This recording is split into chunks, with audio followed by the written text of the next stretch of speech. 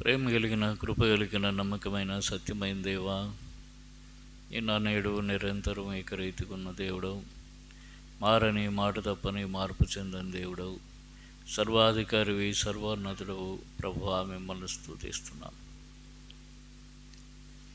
పాపులందరూ భాగ్యమైన మమ్మల్ని ప్రేమించి పరలోకం విడిచి ఈ లోకంలోనికి వచ్చారు. మా పాప శిక్ష యావత్తు సిలువలో భరించారు. మీరు కార్చిన పరిశుద్ధ రక్తధారులతో మా పాపముల అపరాధం నుండి మాకు విడుదల విమోచనము ఇస్తున్నారు. వందనాలు దేవా. కర్మేలు ప్రార్థనా మందిరంలో మీరు ఉంచిన శేషం కొరకే వందనాలు. గడిచిన దినాల్లో చేస్తూ వచ్చిన కార్యముల కొరకు స్తుతిస్తున్నాం. మరి ఒక పరిశుద్ధ ప్రభుదినం మా జీవితంలో మీరు అనుగ్రహించారు. మిమ్మల్ని ఆత్మతో సత్యంతో ఆరాధించినట్లు మా ఇళ్ళ కృప చూపుతూ మమ్మల్ని సిద్ధపరుస్తున్నందుకు వందనాలు. లోకంలో చెదిరిన సమస్త పరిశుద్ధులు మీ రక్తం చేత విమోచింపడిన బిడ్డలందరూ ఆయా స్థలాల్లో సంఘాలుగా కూడి మిమ్మల్ని ఆరాధిస్తుండగా వారందరితో ఏకీభవించి ఈ స్థలమందు మేము కూడా ప్రభువా కొద్దిశేషంగా కూడి రావడానికి కృపణిస్తున్నందుకు వందనాలు. రాగలిగిన వారిని బట్టి స్తుతిస్తున్నాము. మార్గమధ్య ముందు ఉన్నవారు క్షేమంగా రావడానికి సహాయం చేయండి. ఇళ్ళ వద్ద ఉన్నవారు త్వరపడి బయలుదేరగలుగుట కృప చూపడు. అందరికీ మీ కృపాక్షేమం తోడుగొచ్చండి.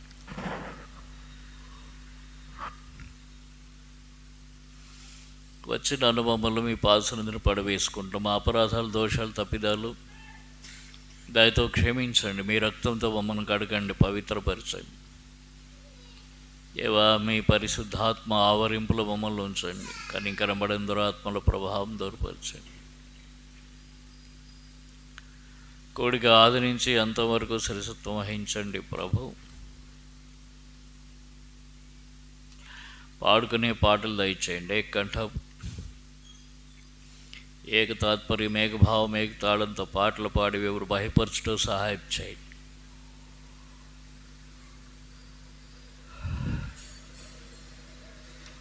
వాద్యాలు వాయించే వారికి కృపనివ్వండి. వర్తమానంలో నిలబడే దాసుని మీ సిలువ చాటును మరుగు చేసుకోండి, నోటికి బోరుగా చేసుకోండి. దేవా, నిలబెట్టండి, వాడుకొని మహిమ పొందండి. మహిమ కలిగిన మీ సింహాసనం నుండి విమలని స్వరం మేము వినగలుగుటకు సహాయం చేయమని బతిమలాడుతున్నాం. మా అందరితో మాట్లాడండి. కొత్త వారితో మాట్లాడండి. వారిలో రక్షణ కార్యం జరిగించండి. ఆత్మతో సత్యంతో మిమ్మల్ని ఆరాధించుకున్నట్లు సిద్ధపరచండి. యోగ్యమైన రీతిలో బలలో చేయముంచట కృప చూపండి. దేవా, హెబ్రోన్ సహవాసమును జ్ఞాపకం చేసుకుంటున్నాము. సహవాసం అంతటిని, ప్రతి సంఘాన్ని జ్ఞాపకం చేసుకోండి.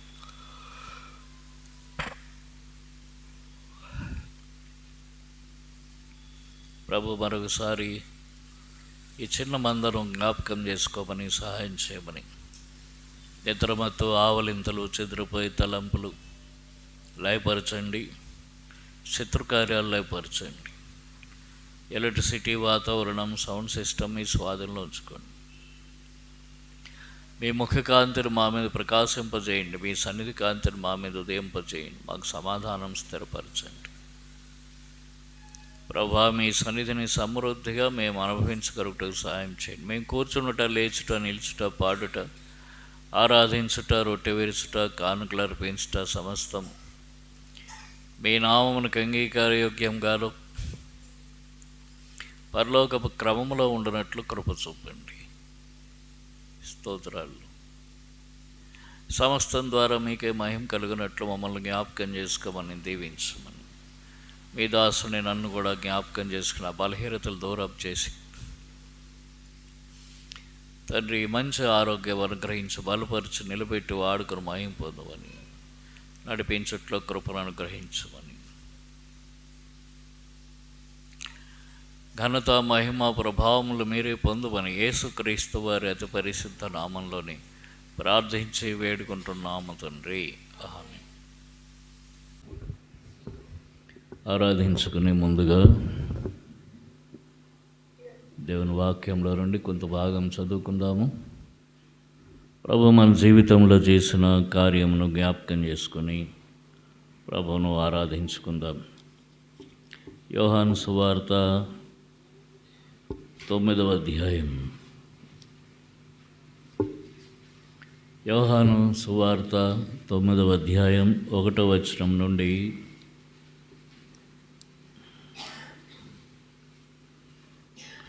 7వ వచనం వరకు మార్చి చదువుకుందాం. యోహాను సువార్త 9వ అధ్యాయం 1 నుండి 7 వచనాలు మార్చి చదువుకుందాం.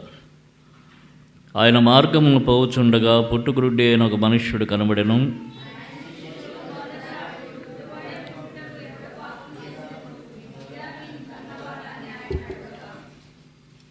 యేసు వీడైనను వీని కన్నవారైనను పాపం చేయలేదు కానీ దేవుని క్రియలు వీని యందు ప్రత్యక్షపరచబడుటకే వీడు గుడ్డివాడుగా పుట్టెను.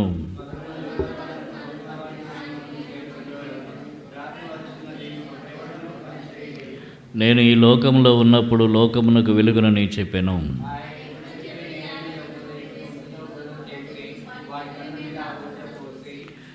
కలిసి చదువుకుందాం. నీవు సిలోయం కోనేటికి వెళ్ళి అందులో కడుక్కొనమని చెప్పాను. సిలోయం మాటకు పంపబడిన వాడని అర్థం. వాడు వెళ్ళి కడుక్కొని చూపుగల వాడై వచ్చెను. ప్రేమ కలిగిన తండ్రి, మీ పరిశుద్ధ నామాన్ని స్తోత్రాలు. పాటల ద్వారా మిమ్మల్ని స్తుతించి ఘనపరచటానికి, కీర్తించడానికి కృపనిచ్చినందుకు వందనాలు. మరలా ప్రభువా, మా జిహ్వా ఫలాలు స్తుతి ఆరాధనలు మీకు అర్పించుకునే సమయం ఆశీర్వదించండి. చదువుకున్న లేఖన భాగం మా గమనంలో బోధించండి. నిలబడిన మీ దాసుని కొలతరిన ఆత్మతో నింపండి. నిలబడటకు మాట్లాడే శక్తి ఇచ్చేయండి. మాతో మాట్లాడండి. మిమ్మల్ని ఆరాధించుకున్నట్లు మమ్మల్ని పురికొల్పండి. మీ వాక్యం ద్వారా మమ్మల్ని సిద్ధపరచండి. రాగలిగిన వారిని బట్టి స్తోత్రాలు రావలసిన వారు అనేకులు ఉన్నారు. నిర్లక్ష్యం చేయకుండా సకాలంలో వారు రాగలిగినట్లు సహాయం చేయమని బ్రతిమలాడుతున్నాం. మేలు దయచేయమని మీ చేతులు మమ్మల్ని అప్పగించుకుంటూ కృపను కోరుకుంటూ యేసుక్రీస్తు వారి పరిశుద్ధ నామంలో ప్రార్థిస్తున్నాం తండ్రి, ఆమేన్. ఇక్కడ ఒక గుడ్డివాడు కనిపిస్తాడు. వీడు పుట్టి గుడ్డివాడు. వీడు పుట్టి గుడ్డివాడుగా పుట్టడానికి ఎవరు పాపం చేశారంటే ప్రభు అన్నాడు, ఎవరూ పాపం చేయలేదు అని అన్నాడు. అయితే ఈ గుడ్డివాడిని గురించి శాస్త్రులు, పరిసయ్యులు లోకం ఏమంటోందో చూడండి. 34వ వచనంలో, అందుకు వారు, నీవు కేవలము పాపివై పుట్టినవాడవు, నీవు మాకు బోధింపవచ్చితివా? అయితే దేవుని వాక్యం కూడా చెప్తుంది, మానవులందరూ పాపంలోనే పుడుతున్నారు. కాబట్టి పాపిగా పుట్టినటువంటి గుడ్డివాడు, మనుషులందరూ పాపులే. గుడ్డివాడు, ఈ గుడ్డివాడు పుట్టిన దగ్గర నుంచి వెనక్కి చూపలేదు, అంటే కనబడదు. గుడ్డివాని పరిస్థితి చూడండి. 1 యోహాను 2:11 చదవండి. యోహాను రాసిన మొదటి పత్రిక 2వ అధ్యాయం 11వ వచనం ఎవరన్నా చదవండి. తన సహోదరుని ద్వేషించువాడు చీకటిలో ఉండి చీకటిలో నడుచుచున్నాడు. చీకటి అతని కనులకు గ్రుడ్డితనము కలుగజేసిన గనుక తాను ఎక్కడికి పోవచ్చున్నాడో అతడికి తెలియదు. కాబట్టి గుడ్డివాడి పరిస్థితి ఇక్కడ స్పష్టంగా రాయబడింది. తను చీకటిలో నడుస్తాడు, వాడికి కళ్ళు లేవు గనుక తాను ఎక్కడికి పోవచ్చున్నాడో వానికి తెలియదు. గుడ్డివాని పరిస్థితి ఇది. కాబట్టి మనము పుట్టుకతో ఆత్మీయంగా గుడ్డివారు. కళ్ళుండొచ్చు, కళ్ళుండి కూడా చూడలేనటువంటి స్థితి. చూడండి, ఇక్కడెక్కడో ఒక మాట ఉంటుంది.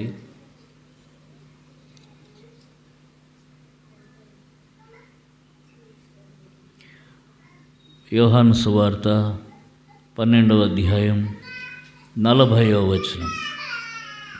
యోహాను సువార్త 12:40.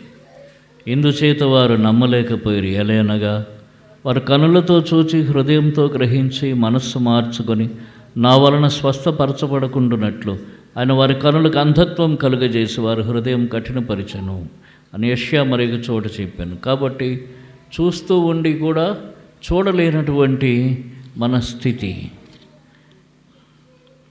చూడండి ఇంకొక చోట 39వ వచనం, యోహాను సువార్త 9వ అధ్యాయం 39వ వచనం, ప్రభు చెప్పిన మాట. అప్పుడు యేసు, చూడని వారు చూడవలను, చూచువారు గుడ్డివారు కావలను అని తీర్పు నిమిత్తం నేను ఈ లోకంలోనికి వచ్చాను. మనము చూస్తూ ఉండి కూడా గ్రుడ్డివారమై జీవించిన వాళ్ళం. కాబట్టి మన ఆత్మీయ నేత్రాలు ఎప్పుడో గుడ్డితనంతో మూసుకుపోయాయి. గుడ్డివాడు తాను ఎక్కడికి పోతున్నాడో తనకు తెలియదు. ఇది వాని మొదటి స్థితి. రెండవ స్థితి చూడండి, మత్తయి సువార్త 15వ అధ్యాయంలో. మత్తయి సువార్త 15వ అధ్యాయం 14వ వచనం చదవండి ఎవరన్నా.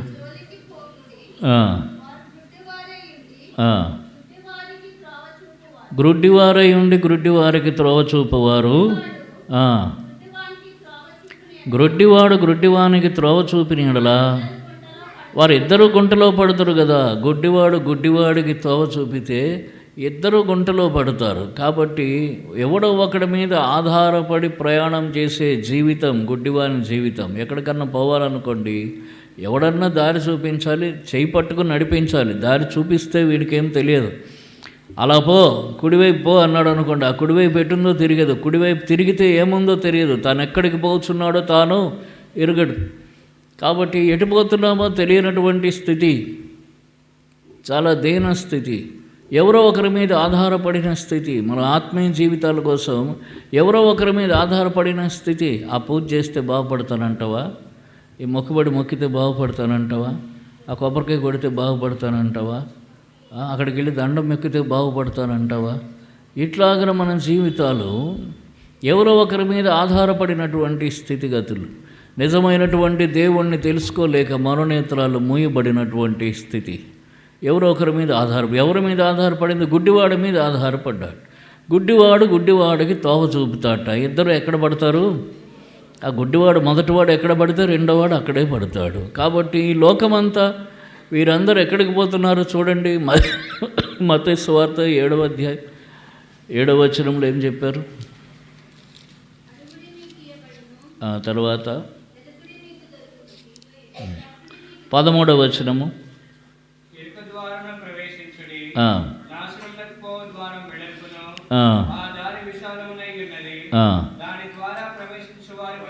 దాని ద్వారా ప్రవేశించువారు అనేకులు. ఎవరు వీరు? నాశనమునకు పోవు ద్వారమున నడిచేవారు నాశనమునకు పోతున్నారు. కాబట్టి గుడ్డివాడు, దేవుని తెలియనటువంటి వారు, మనోనేత్రాలు వెలిగింపబడిన వారు, పాపంలోనే నిలిచి ఉన్నవారు ఎక్కడికి పోతున్నారు? వారు గుడ్డివారు గుడ్డివారికి తోవ చూపుతారట. వారు నాశనానికి పోతున్నారు. వారు ఏ నాశనానికి పోతారో అదే నాశనానికి తీసుకుపోయేటటువంటి వారు. వాడి వెనకన, ఇదివరకు నాశనానికి పోతున్న వారి వెనకన నాశనానికి పోతున్నటువంటి వారు మనమందరం. మూడవదిగా చూడండి, యెషయా గ్రంథం 5వ అధ్యాయం 20వ వచనం చదవండి ఎవరన్నా. యెషయా గ్రంథం 5వ అధ్యాయం 20వ వచనం.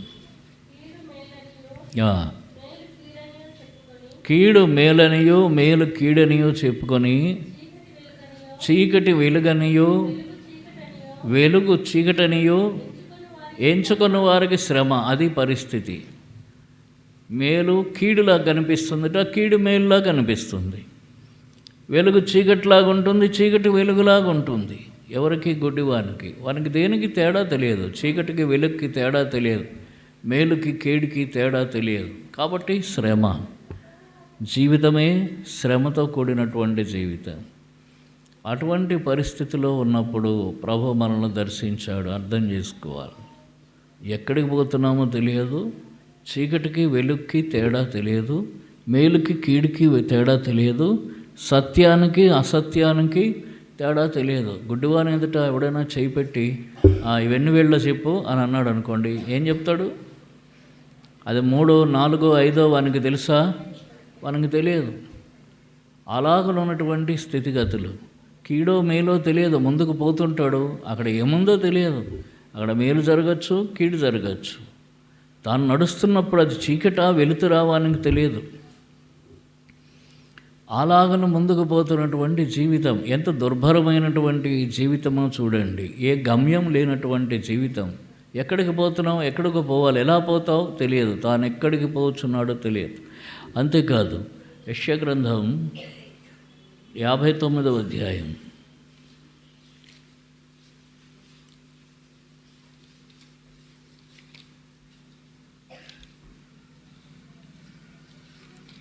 59వ అధ్యాయము 10వ వచనం చదవండి.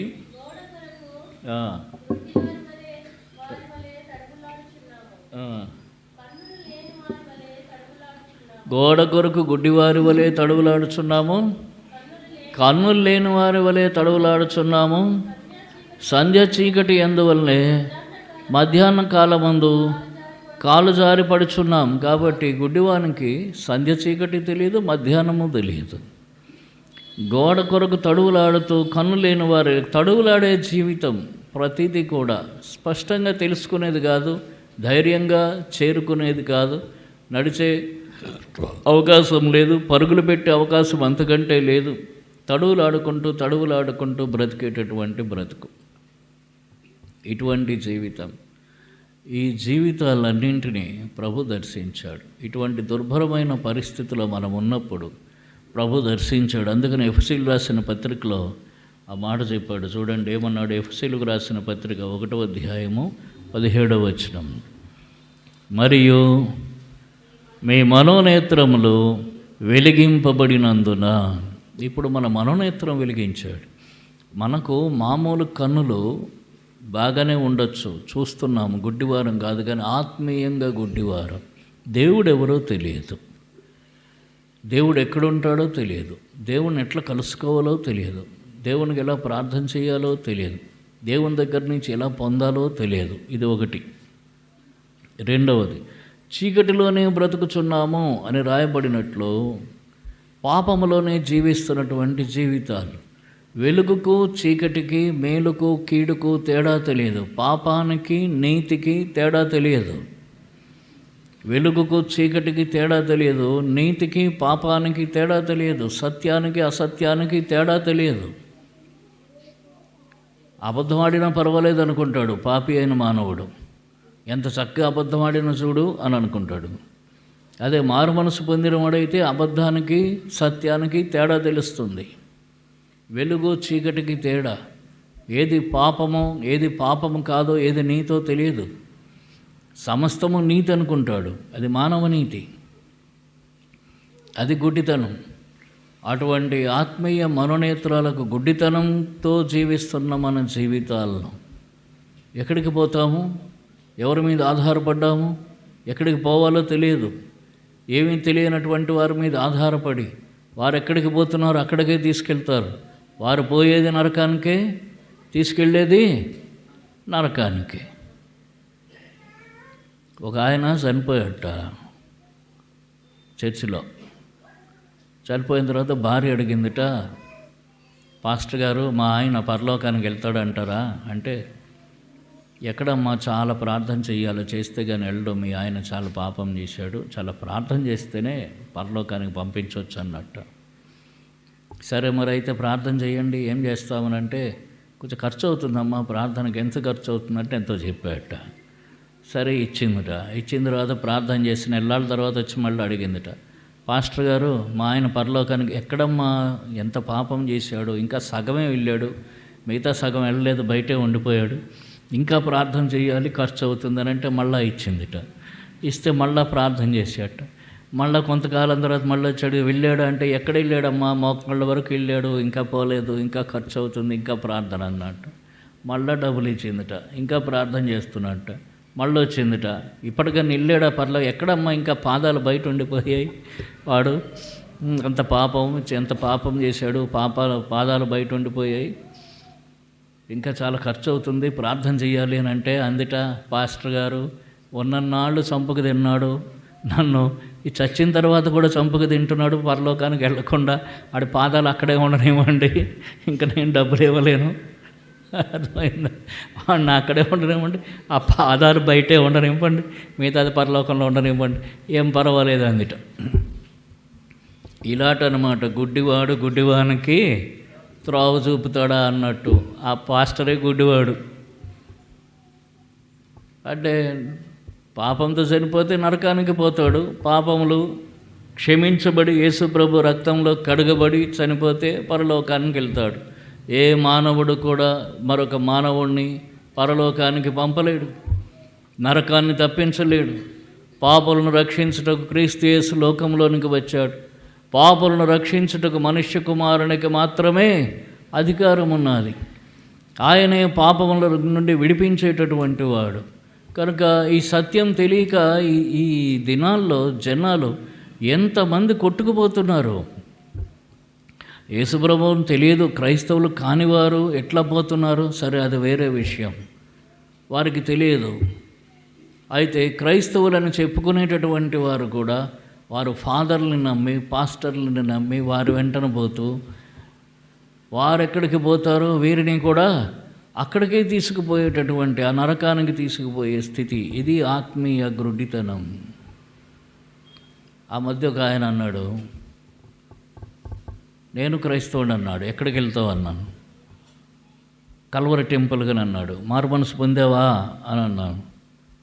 అక్కడ నాకు మెంబర్షిప్ ఉంది అన్నాడు. ఎక్కడ? కల్వరి టెంపుల్లో నాకు మెంబర్షిప్ ఉంది అన్నాడు. నీ కల్వరి టెంపుల్ మెంబర్షిప్ కాదయ్యా, నీ పేరు జీవగ్రంథంలో రాయబడాలా. కల్వరి టెంపుల్లోనో, ఇంకో టెంపుల్లోనో, బాప్టిస్ట్ టెంపుల్లోనో, కర్మేల్ టెంపుల్లోనో రాయబట్టం కాదు నీ పేరు. నీ పేరు ఎక్కడ రాయబడాలి? జీవగ్రంథంలో రాయబడాలి. చూడండి అక్కడ ఆ మాట, ప్రకటన గ్రంథం 21వ అధ్యాయం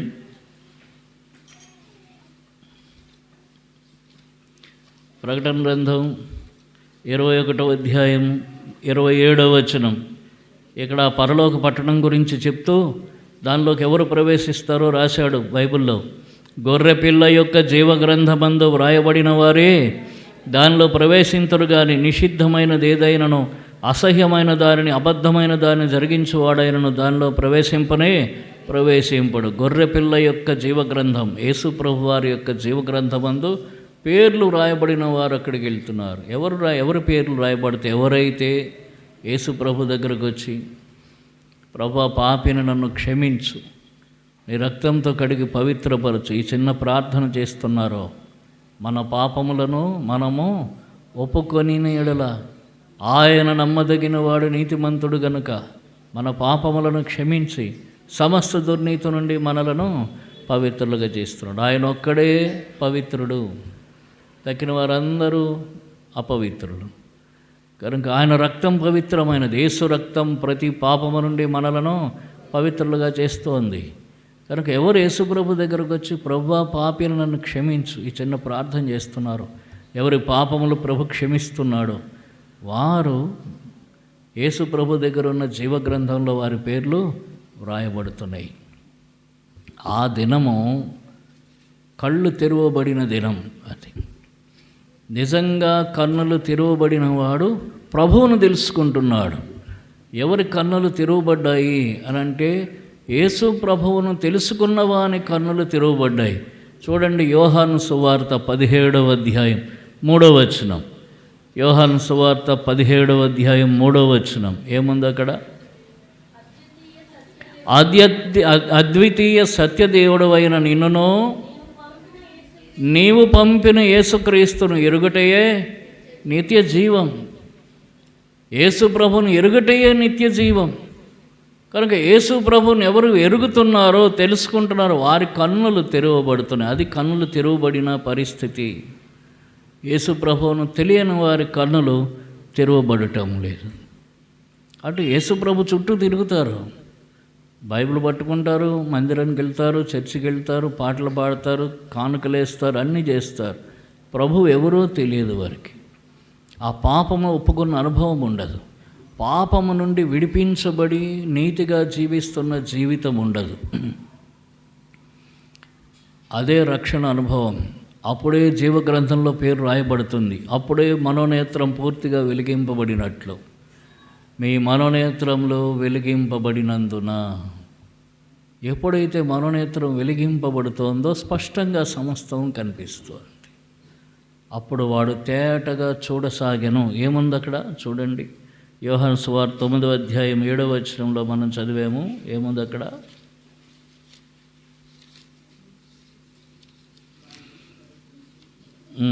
వాడు కడుక్కొని చూపు పొంది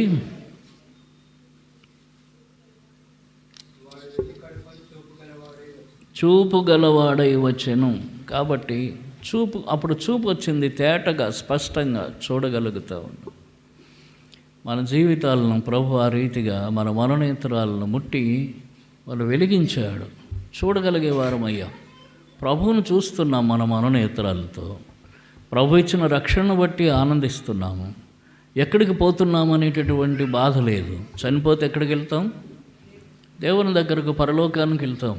ఆ నిరీక్షణ మనకున్నది. ఇప్పుడు మనల్ని నడిపించేటటువంటి వారు గ్రుడ్డివారు కాదు. మనల్ని ఎవరు నడిపిస్తున్నారు? యేసు ప్రభువే మనలను నడిపిస్తున్నాడు. చూడండి, యోహాను సువార్త 8వ అధ్యాయం 12వ వచనం. యోహాను 8. మరలా యేసు, నేను లోకమునకు వెలుగును, నన్ను వెంబడించువాడు చీకటిలో నడవక జీవపు వెలుగు కలిగి ఉండును. కాబట్టి మనం ఆయన్ను వెంబడిస్తున్నాము, ఆయన మనల్ని నడిపిస్తున్నాడు. కనుక మనం ఇప్పుడు జీవపు వెలుగు కలిగి ఉన్నాం. లోపలున్న చీకటంతా బయటకు పోయింది. యేసు ప్రభు వారి వెలుగు, జీవపు వెలుగు మనలోనికి ప్రవేశించింది. ఆ వెలుగుతో మనం జీవిస్తున్నాం. ఇంకో మాట అంటాడు చూడండి, యోహాను సువార్త 10వ అధ్యాయము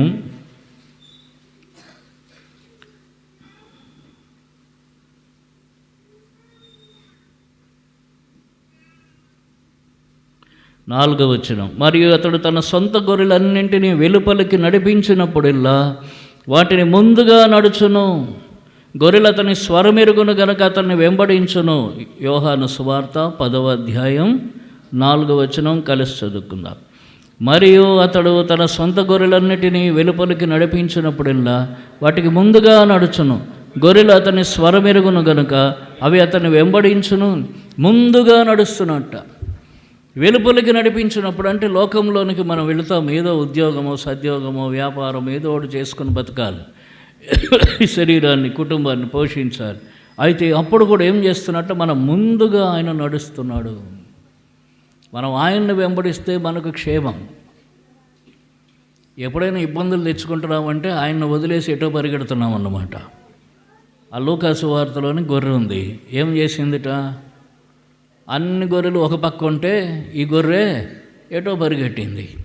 అలాగని మనం పరిగెడితే శ్రమ. అయితే ప్రభు ఏం చేస్తున్నట్ట? ఆయనలో మనం ఉన్నాం. ఆయన నుండి బయటకు వచ్చినప్పుడు అంటే మన యొక్క దైనందిక జీవితం కోసం లోకంలోకి వచ్చినప్పుడు ఆయన ముందుగా ఉండి నడిపిస్తున్నాడు. మన ముందు ఆయన ఉన్నాడు. ఇది ఎంత ఆదరణకరమైన మాట చూడండి. ఇప్పుడు మనం గుడ్డివారిని వెంబడించట్లేదు. ఎవరిని వెంబడిస్తున్నామో?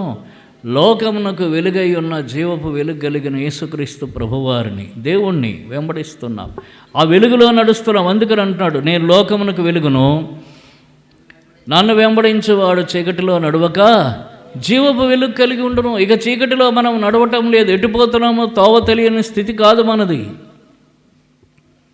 ఎంత గొప్ప ధన్యత!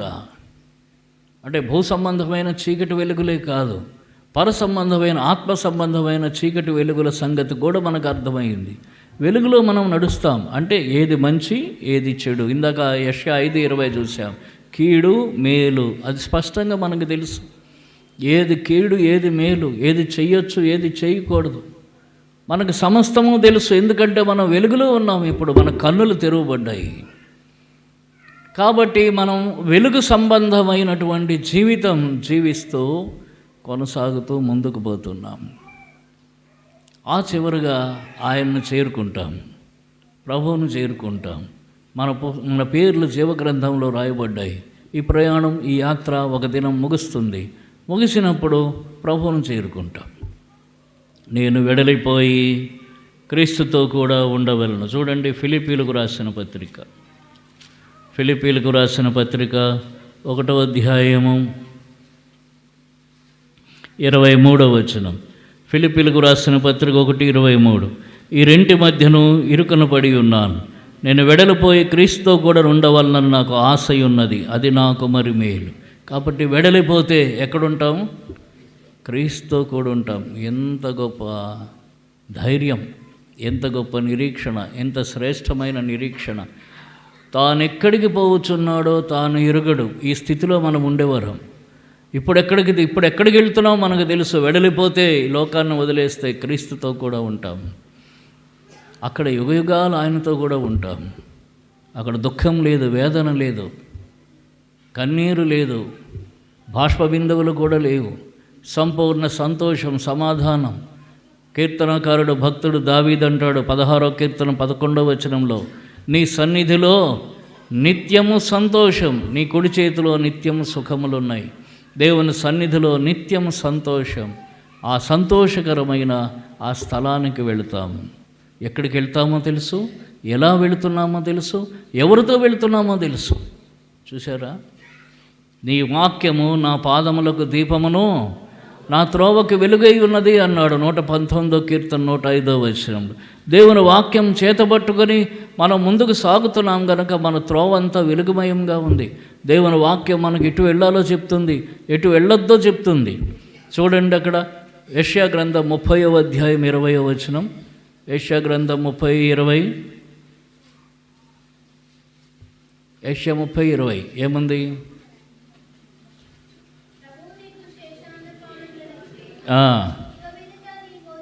ఇక మీదట నీ బోధకులు దాగి ఉండరు, చూచెదవు. 21, మీరు కుడి తట్టైనను ఎడమ తట్టైనను తిరిగినను ఇదే త్రోవ, దీనిలో నడువడి అని మీ వెనక నుండి ఒక శబ్దం మీ చెవులకు వినబడును. కాబట్టి ఈ ప్రయాణంలో దారి తప్పిపోం. మన దగ్గర దేవుని వాక్యం ఉంది. ఆ వాక్యం మన త్రోవల మీద వెలుగు ప్రకాశింపజేస్తోంది. ఆ వెలుగులో నడుస్తుంటాం. ఒకవేళ మధ్యలో జంక్షన్ వచ్చింది, ఈ జంక్షన్లో కుడివైపు వెళ్ళాలా, ఎడమవైపు వెళ్ళాలా, ఎదురుగా వెళ్ళాలా? మనకి ప్రశ్న. అప్పుడు ఒక స్వరం వినిపిస్తుందిట, నువ్వు కుడి తట్టు తిరగొద్దు, ఎడమ తట్టు తిరగొద్దు, తిన్నగా పో. మనం ఎటు వెళ్ళాలో అటు మనల్ని నడిపించేటటువంటి దేవుని స్వరం మన అంతరంగంలో నుండి మనతో మాట్లాడే స్వరం. ఎంత గొప్ప ధన్యత! తోవ తప్పిపోం. ఇప్పుడు గుడ్డివారం కాదు. ప్రభు మన మనోనేత్రాలు వెలిగించాడు. అక్కడ సిలోయం కోనేటి దగ్గర గుడ్డివాణ్ణి, ఆ గుడ్డివాని కన్నులు తెరవటానికి వాని కన్నుల మీద ఏం పెట్టాడు? బురద పెట్టాడు. అయితే మన మనోనేత్రాలు తెరవటానికి మన మనోనేత్రాల మీద ఏం పెట్టాల్సి వచ్చింది? యేసు ప్రభు వారు తన రక్తమే మన మనోనేత్రాల మీద పెట్టాల్సి వచ్చింది. ఆ రక్తంతో మనల్ని కడిగాడు. అందుకొరకు కలువరి సిలువలో వేలాడాడు, రక్తం కార్చాడు, సమాధి గెలిచి తిరిగి లేచాడు. ఆ కలువరి సిలువ రక్తంతో మన కన్నులను కడిగాడు, మన మనోనేత్రాలను కడిగాడు, మన ఆత్మీయ గుడ్డితనం అంతటిని తీసివేశాడు. ఇప్పుడు ఎంత గొప్ప నెమ్మది, సంతోషం, సమాధానం పొంది ఉన్నాం. చూస్తున్నాము, వింటున్నాము, వెంబడిస్తున్నాము, ఎదురు చూస్తున్నాము. ఎక్కడికి పోతామో తెలుసు. శ్రేష్టమైన శుభప్రదమైన నిరీక్షణతో మన ప్రయాణం కొనసాగిస్తున్నాం. ఇక మనం కాలు జారి పడము. అక్కడ యెషయా భక్తుడు అన్నాడు 59లో, వారందరూ ఏం చేస్తున్నారట? మధ్యాహ్నం వలె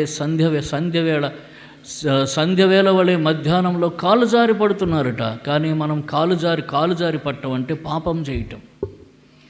గుడ్డివాడు కాలు జారి పడతాడు.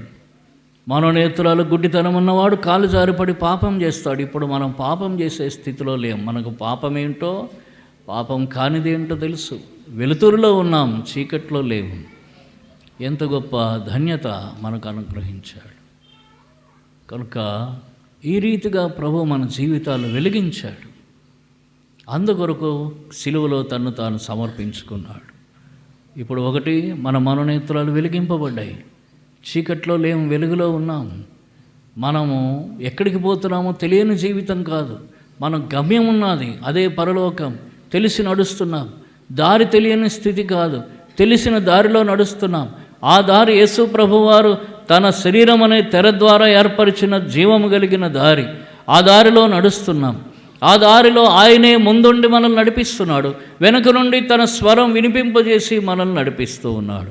ఎక్కడ తప్పిపోయే అవకాశమే లేదు. ఆ దారిలో ముందుకు సాగుతున్నాం. ఆ దారిలో మన అవసరాలన్నీ తీరుతూ ఉన్నాయి.